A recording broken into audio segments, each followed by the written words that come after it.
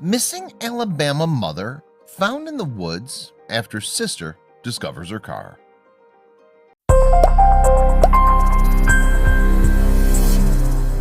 While it may seem impossible for someone to disappear without a trace in this day and age, people go missing every single day.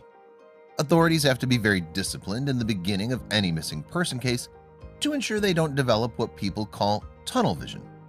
Tunnel vision is when authorities early on develop a theory and try to prove that theory instead of keeping their mind open and looking for all possibilities. With any missing person case, the rule of thumb is that every hour and day that goes by, the chances of finding that person safely gets slimmer and slimmer. In early February 2018, authorities in Alabama were faced with an extremely difficult case to solve. Lisa Holman went out with a friend on a Friday night and simply vanished. When she never returned home, her family knew something was wrong. The Alabama mom had disappeared, and as hours turned into days, her family feared they'd never find her.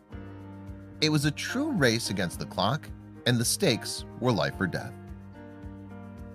On Friday, February 9th, 2018, Lisa Holman had made plans with a friend of hers who she hadn't seen in some time. She told her friend she'd be out that night visiting and getting dinner with her friend in the area of Helena, Alabama. Helena is only about a half an hour drive from her house where she lived in Chelsea, Alabama. Every mother deserves a night out with a friend, and Lisa was no exception. She looked forward to nights out with friends and was very excited to head to dinner and be able to let loose a little bit. While she loved her family, she also loved spending fun times with her friends and enjoyed their company.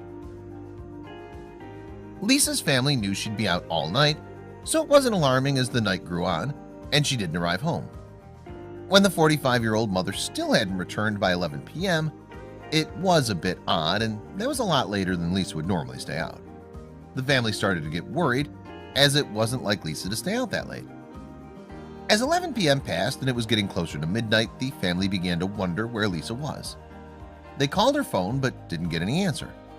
Next, they texted her saying, "Please call as soon as she sees this," but they never heard back. Her family knew something had to be wrong since she didn't answer their calls or text messages. Staying out later than usual was one thing, but not responding to calls or texts was something entirely different. The family then reached out to Lisa's friend, who she was having dinner that evening with. When they got in contact with her friend, she was surprised Lisa had not come home yet. According to Lisa's friend, she hadn't heard anything from the 45-year-old and just assumed she'd gotten home safely after she left to drive home a little after 9 that night. Lisa left in fine spirits and was totally normal.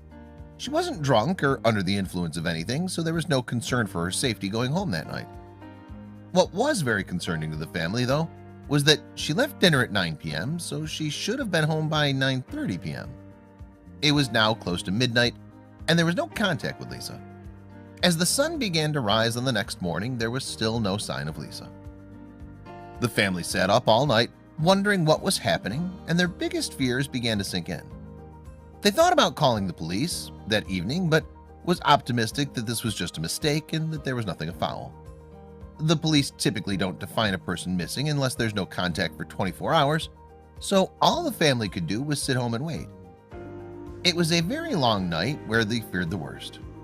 Trying to go to sleep knowing Lisa was out there somewhere and possibly needed help was impossible. The family sat up all night pondering if something happened to her. Was she kidnapped? Who would want to hurt her?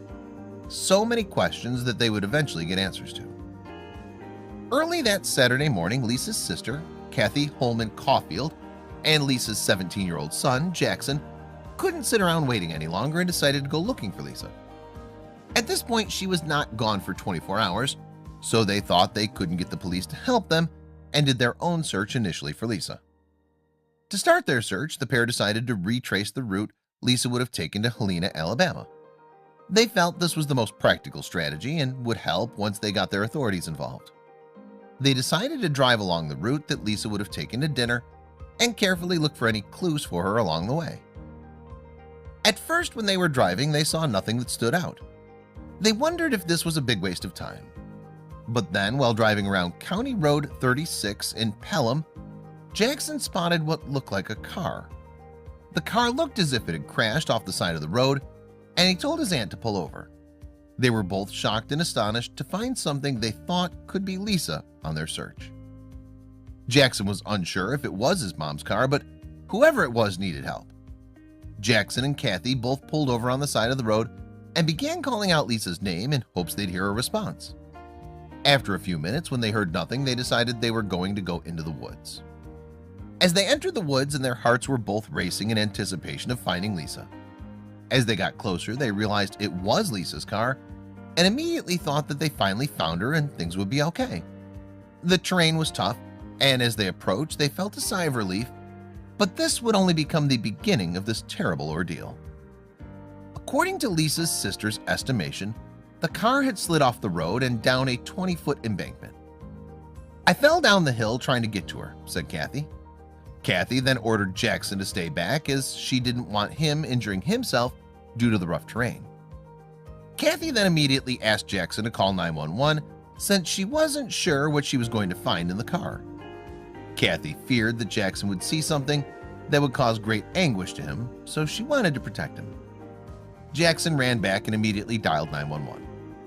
As Jackson waited in anguish as he saw his aunt searching the car, he did not get the reaction from his aunt he was hoping for. He expected her to say, "We found her," but those words were never muttered out of his aunt's mouth.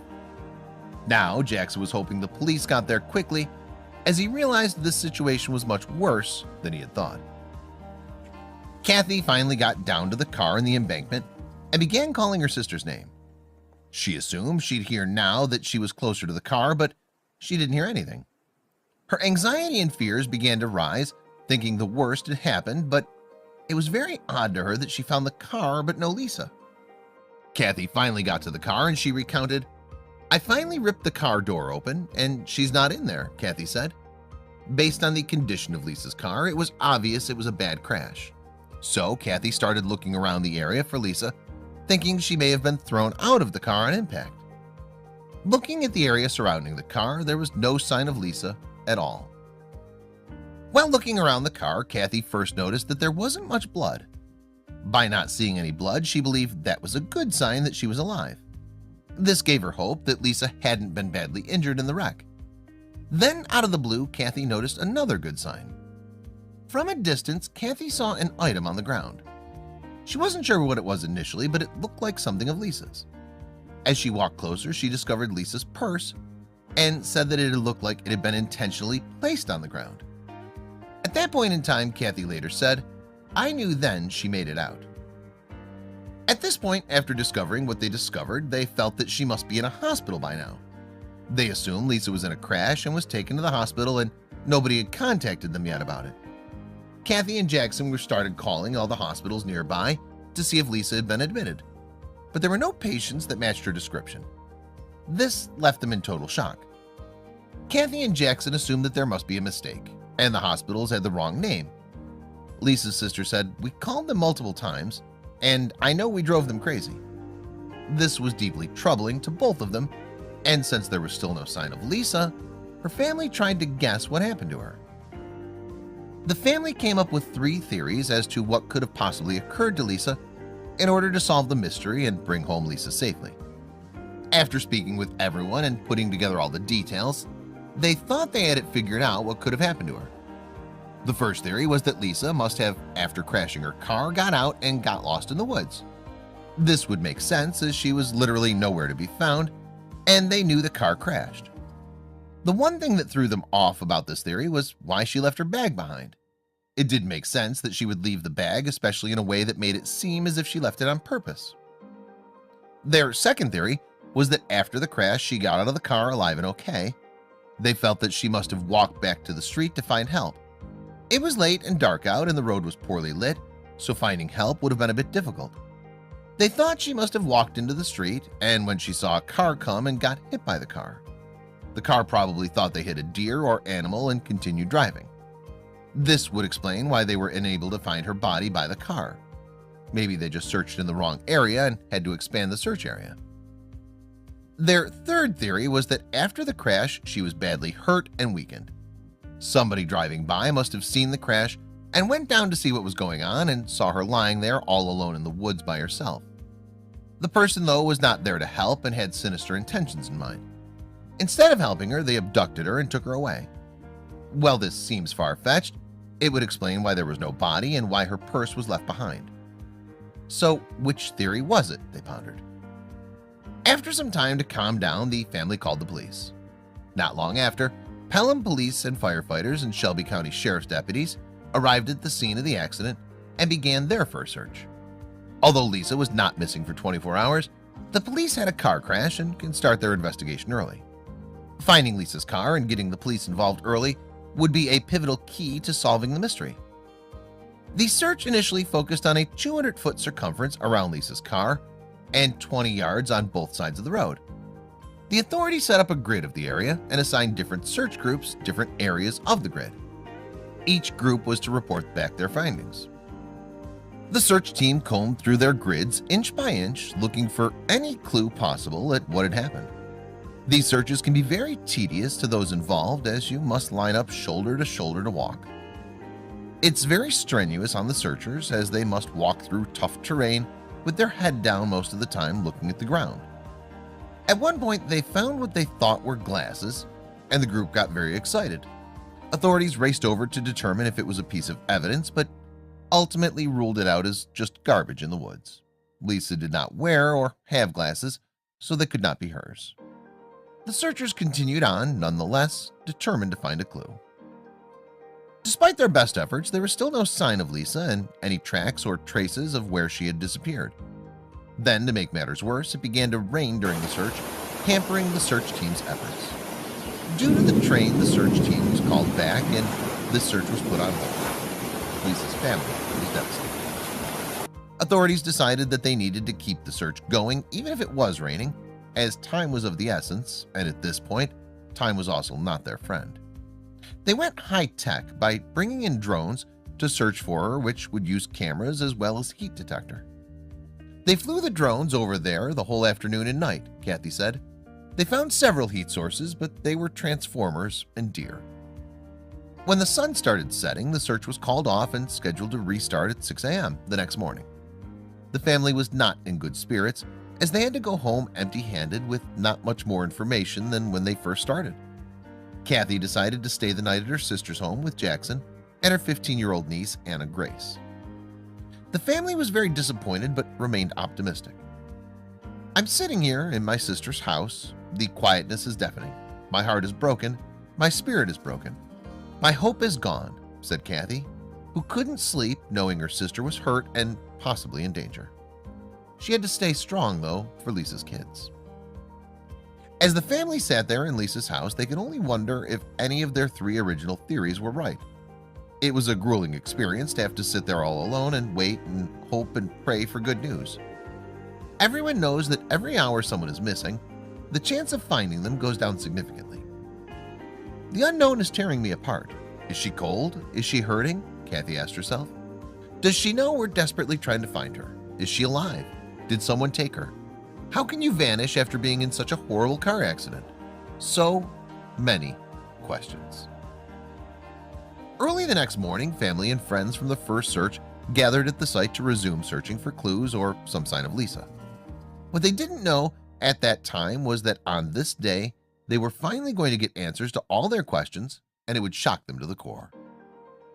Pelham police and firefighters, Shelby County Sheriff's deputies, Shelby County EMA, the Chelsea Fire Department, the Childersburg Rescue Squad, the Alexander City Rescue Squad, Regional Paramedic Service, SAR Canines of Alabama, the American Red Cross, the Red Mountain Search Dog Association, Lisa's friends and family members, and strangers from the community came together to form a search party of nearly 500 people this time around.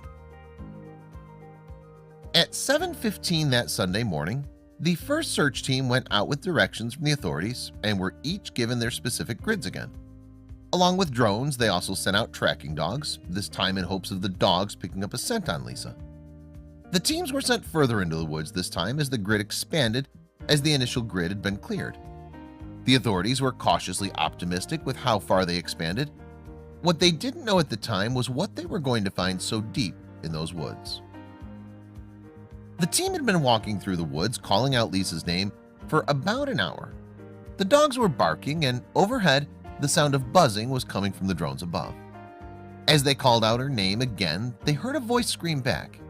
At first, they thought it was just another search party. But then, they heard Lisa calling back, screaming, help me, I'm over here." At this point, the search team knew it was not another search team yelling back, and that it was, in fact, Lisa. They had found her. But what was her condition? And was she safe? 700 feet from where her car was located, they finally found Lisa. When the search team approached, they approached with caution as they did not know the condition she was in, just that she was alert enough to scream for help. At 8:14 in the morning, the team ended up locating her huddled underneath a rock for shelter. "I'm basically jumping up and down in the car," said Kathy, who was already on her way to the scene when she received the call that her sister had been found. Immediately, authorities and paramedics came racing to the scene. It was chaotic as they needed to get all the people who were out searching away from Lisa so they can get in and do their job in finishing rescuing her. Authorities knew how long Lisa was out there for and knew she'd be in dire condition. She'd gotten into a bad accident and then was out in the woods all alone for almost 2 days. She lived this long, so they wanted to move fast to save her. Rescue workers were able to get Lisa out of the woods and then rushed to the hospital to be treated for her injuries. They were able to tell right away that Lisa was in bad shape and believed her injuries were life-threatening. Once she arrived at the ER, she went through a ton of tests and x-rays and body scans. They concluded her injuries included a broken clavicle, 6 cracked ribs, a fractured C7 vertebrae, and a lacerated spleen. Now authorities wanted to know what had happened. After a few days, authorities were finally able to speak with Lisa and find out what exactly had happened. Lisa explained that she passed out after her car slid off the road in the rain about a mile away from her home. Lisa explained she doesn't know for how long, but when she came to, she thought the car might explode and she knew she had to get out, her sister Kathy explained. This explains why she was found so far away from the car and how they missed finding her during the initial search.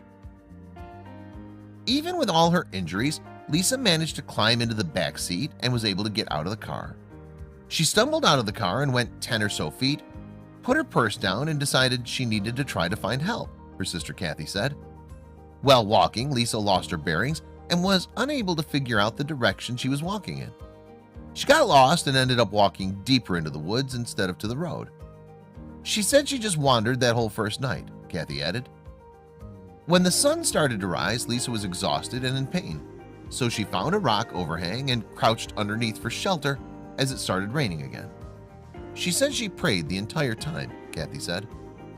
All alone, injured and cold, lost in the woods by herself was Lisa. She just knew she had to get out and get help. 35 hours after the crash, help finally arrived when the search team finally found her. Throughout the entire ordeal, the one constant for Lisa was the power of prayer. Every minute she prayed that someone would find her. As scared as she was, she turned to her faith in hopes of living to see her son again. We'll never be able to express our gratitude to everyone who was called, texted, and prayed. Thank you seems so inadequate, said Kathy. Believe in the power of prayer, she added.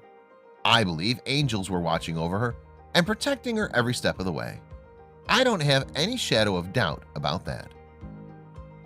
A few days into her recovery, Lisa met with a few of the nearly 500 volunteers who had searched for her. Still in her hospital bed, she laughed and smiled with the rescuers and released a statement thanking everyone. For someone who felt that she might not make it out of the situation alive, Lisa was with extreme gratitude to every single person who spent any time searching for her and looking to rescue her. Her statement read, "Needless to say, these last 2 days have been very emotional for our family. Lisa's rescue Sunday morning was definitely an answered prayer," the family released on Facebook page of the police department. Amazingly, she suffered only a few broken bones and other minor injuries as a result of the accident. Her ability to withstand these injuries, the weather conditions, and the length of time in the woods is a testament to her resiliency.